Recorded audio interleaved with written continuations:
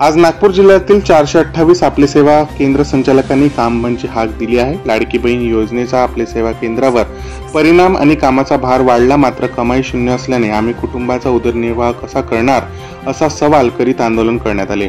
आज आपले सेवा केंद्र संचालक संघटनेतर्फे नागपूर जिल्हाधिकारी यांना निवेदन देऊन तोडगा काढण्याची मागणी करण्यात आली आहे। यावेळी संघटनेतर्फे आंदोलन देखील करण्यात आले।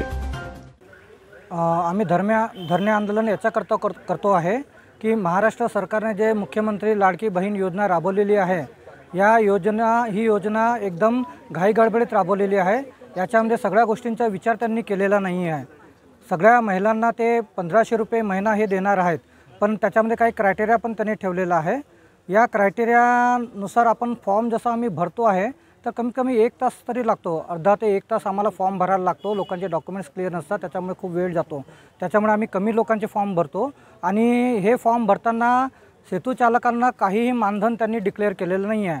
त्यांच्या GRमध्ये फक्त अंगणवाडी टीचर या लोकांना GR म्हणजे मानधन त्यांनी दिलेलं आहे, 50 रुपये कमिशन पर कॅन्डिडेट करता। आणि ही ओपन पोर्टल दिलेलं आहे। ओपन पोर्टलमध्ये सगळे व्यक्ती भरू शकतात, पण जे व्यक्ती भरत आहेत त्यांना या गोष्टीचा नॉलेज जानकारी म्हणजे नाही आहे त्याच्यामध्ये।